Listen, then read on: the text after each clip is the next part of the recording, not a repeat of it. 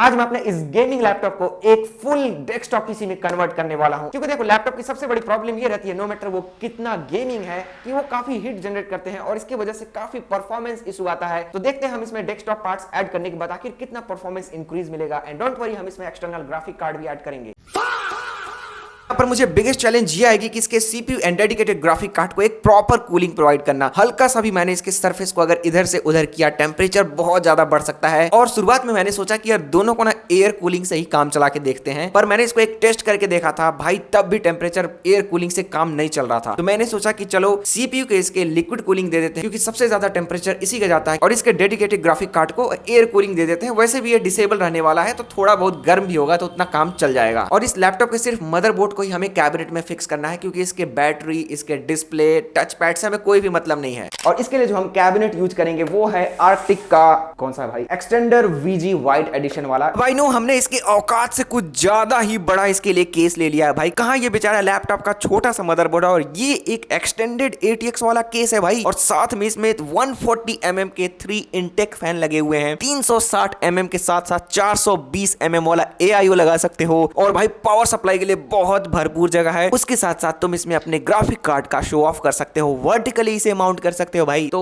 Cooling का I guess हमें problem नहीं होगा इस केस में। और इसके सीपीयू को ठंडक पहुंचाने के लिए हम इसमें यूज करेंगे आर्कटिक का ही ये liquid freezer 3rd pro white edition में है। 360 mm का AIO में इतना बड़ा कुछ इसका हीट सिंक दिया हुआ है, जो कि इसके सीपीयू को पूरी तरीके से कवर कर लेगा। इसके डेडिकेटेड जीपीयू के लिए मैं यूज करूंगा ये आर्कटिक का फ्रीजर 36 एयर कूलर। 2 फैन के साथ आता है, पर इसमें हम एक ही यूज करेंगे क्योंकि यहाँ पर स्पेस काफी कम पड़ रही है। और इस वाले एयर कूलर का बेस्ट चीज तुम्हें दिखाता हूँ। ये देखो, इस फैन को हमें यहाँ पर लगाना है। लग रहा होगा कि स्क्रू ड्राइवर से इसे कसना पड़ेगा, नहीं भाई, स्क्रू दिए हुए हैं। और यहाँ पर देखो कुछ सॉकेट टाइप का बना है, बस इसको ऐसे करो एंड क्लिक। भाई क्या मतलब आराम दे यार। मेरे पास जो दूसरा वाला एयर कूलर है उसको निकालने और लगाने में इतनी बार मेरा दिमाग खराब हुआ है ना भाई। टेढ़ा पीठ टेढ़ी करके ऐसे लगा रहे हो तुम, ये ट्रस्ट मी, ये बेस्ट सोल्यूशन है। पर आगे बढ़ने से पहले मैं एक चीज क्लियर कर दूं कि ये जो इसका AIO और एयर कूलर देख रहे हो, ये इंटेल के अल्ट्रा सीरीज वाले या 14 जनरेशन या AM5 और AM4 के साथ ही कंपैटिबल है। इंटेल के अगर तुम 12 जनरेशन के नीचे वाले के साथ देख रहे हो तो ये उसके साथ कंपैटिबल नहीं है, और इस लैपटॉप के साथ तो ऑफ कोर्स ही कंपैटिबल नहीं है। और वहीं पर हमारा आता है बिगेस्ट चैलेंज कि इनको फिट करना। अब मदरबोर्ड में तो इसके सॉकेट दिए होते हैं, पर मेरे लैपटॉप का पूरा डिजाइन तो भाई इससे मैच तो करेगा नहीं। तो सबसे बड़ा प्रॉब्लम मुझे आ रहा था कि भाई इसको मैं कैसे एक जगह पर फिक्स रखूं। सीपीयू से अगर कॉन्टैक्ट थोड़ा सा भी इसका इधर से उधर हुआ, टेम्परेचर भाई तुरंत 100 जा सकता है। पर इन दोनों को फिट करने से पहले मैंने सोचा इसके मदरबोर्ड को तो पहले फिक्स कर लिया जाए। अब इस केस में बहुत बड़ा गैप मुझे नजर आ रहा था, तो मैंने कहा कि एक व्हाइट बोर्ड के थ्रू इसे एक काफी स्टर्डी सपोर्ट दे देते हैं,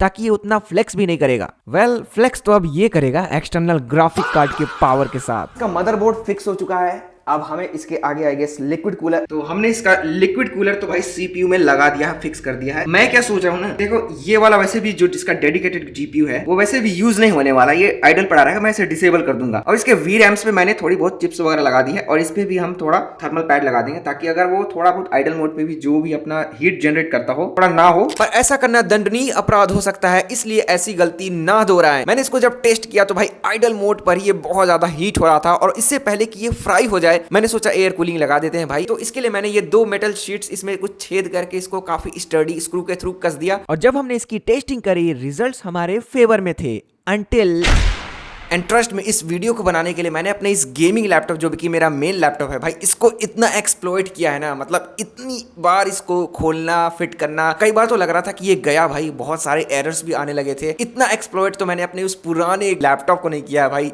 इतना ज्यादा रिस्क मैंने लेकर ये वीडियो बनाया। तो प्लीज एक ठोक दिया करो लाइक और सब्सक्राइब। तो यहाँ तक का सफर तो काफी खुशनुमा था, और इसको और बेहतर बनाने के लिए हम इसमें ऐड करेंगे graphic card, external graphic card, यानी कि how to add external graphic card to your laptop, जो कि मेरे चैनल पे मोस्ट हीटेड टॉपिक में से एक है। अब देखो, लैपटॉप या गेमिंग लैपटॉप में एक्सटर्नल ग्राफिक कार्ड ऐड करना कोई नया कॉन्सेप्ट नहीं है, ये बहुत पहले से होता आ रहा है। पर इसके लिए हमें कुछ एक्सटर्नल सहायता की जरूरत होती है। पहला तो वो PSU होना चाहिए, और वो अडाप्टर जिसमें तुम ग्राफिक कार्ड ऐड करोगे। अब देखो, अगर तुम्हारे लैपटॉप में M.2 का स्लॉट दिया हुआ है तो तुम्हें ये वाला M.2 टू PCI X16 वाला अडाप्टर लेना पड़ेगा, और अगर वो नहीं है तो तुम्हें WiFi card to PCI E16 adapter लेना पड़ेगा, जो कि बहुत ही कम स्पीड प्रोवाइड करता है। और thank you very much Origami Tech ये M.2 अडाप्टर प्रोवाइड करने के लिए। अब आओ थोड़ा इस M.2 अडाप्टर के प्रोसेस को थोड़ा आसान बना देता हूं। इसमें 24 ATX वाला स्लॉट दिया हुआ है जिसमें तुम अपने PSU से लगाओगे, और 4 पिन वाला CPU केबल भी यहां लगा देना। अब तुम्हारे पास अगर लो एंड वाला कोई ग्राफिक कार्ड है तो तुम यहीं से GPU को भी पावर कर सकते हो, पर अगर तुम्हारे पास मेरी तरह हाई पावर वाला ग्राफिक कार्ड है तो मैं रिकमेंड करूंगा कि तुम उसे डायरेक्टली PSU से ही पावर देना। और मेरे इस लैपटॉप में 2 M.2 का स्लॉट दिया नहीं हुआ है, तो मुझे इसे अब SATA SSD के थ्रू बूट करना पड़ेगा। अब देखो यहां पर सारा कुछ स्मूथ जा रहा था, मैंने इसके डेडिकेटेड ग्राफिक कार्ड को डिसेबल किया, RTX 3070 के ड्राइवर इंस्टॉल किया, पर एक पर्टिकुलर प्रॉब्लम आ रही थी, और ये प्रॉब्लम Nvidia के कार्ड के साथ थी, AMD नहीं। तो इसका एक क्विक सोल्यूशन बताता हूं। ये प्रॉब्लम है कोड 43 के साथ। तुम सर्च करना गूगल पे कोड 43 स्क्रिप्ट फिक्सर, एक फाइल आएगा, तुम इसे डाउनलोड करके रन एज एडमिन कर देना एंड बूम।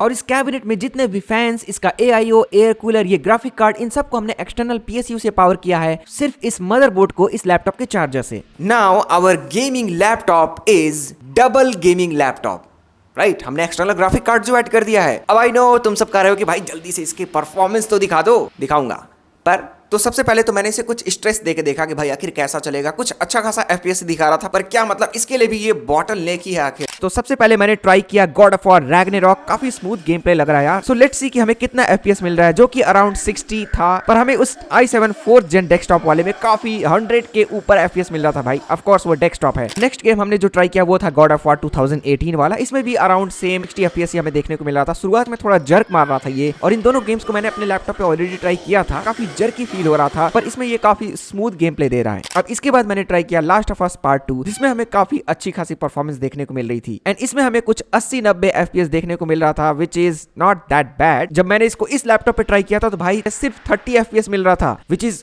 Great jump. इसके बाद मैंने ट्राई किया our favourite game shadow of the tomb raider, जिसमें हमें अराउंड 100 FPS देखने को मिल रहा था यार, और जब मैंने इसको अपने इस लैपटॉप पे ट्राई किया था तो अराउंड 50 FPS मुझे मिल रहा था। सो नेक्स्ट गेम है हमारा RDR2, जो कि थोड़ा CPU इंटेंसिव होने की वजह से उतना FPS नहीं दे पा रहा है, फिर भी हमें 50, 60, समटाइम्स 70 FPS भी जा रहा था। और लगे हाथ मैंने ट्राई कर लिया Cyberpunk 2077, जिसमें मुझे 50-60 FPS देखने को मिल रहा था। और इसके बाद हमने ट्राई किया Forza Horizon 5, जिसमें हमें 80-90 FPS मिल रहा था, which is not that bad. और हाँ, मैं GTA 5 को नहीं भूला हूँ भाई, कैसे उसे भूल सकता हूँ। वाओ, काफी स्मूथ फील हो रहा है भाई। एक्चुअल FPS देखते हैं कितना मिलता है। ओके, तो GTA 5 में हमें अराउंड 70-80 FPS देखने को मिल रहा है। अब तुमने देखा कि इतना पावरफुल GPU होने के बाद भी ये उतनी अच्छी परफॉर्मेंस नहीं दे पा रहा है। इससे अच्छी परफॉर्मेंस तो हमें उस i7 4th जनरेशन वाले प्रोसेसर में मिल रहा था, क्योंकि वो डेस्कटॉप लेवल का है ऑफ कोर्स, पर और भी कुछ पैरामीटर्स है जो कि मैटर करते हैं। अब देखो ये मेरा लैपटॉप PCIe Gen 3 वाला है और वो 4 का है, तो वहां से कुछ परफॉर्मेंस ड्रॉप हो गई, और हमने इसको ऐड किया है M.2 स्लॉट के थ्रू, जो कि PCIe 3.4 पे है, और वो वर्क करता है PCIe X16 पे। तो यहाँ कुछ परफॉर्मेंस ड्रॉप हो गया, और अगर तुम इसे वाईफाई स्लॉट के थ्रू लगाओगे उसकी परफॉर्मेंस और भी ड्रॉप हो जाएगी। डेस्कटॉप लेवल का 1/16 परफॉर्मेंस तुम्हें सिर्फ मिलेगी, चाहे कितना ही पावरफुल GPU क्यों ना हो। तो क्या ये सबके लिए है?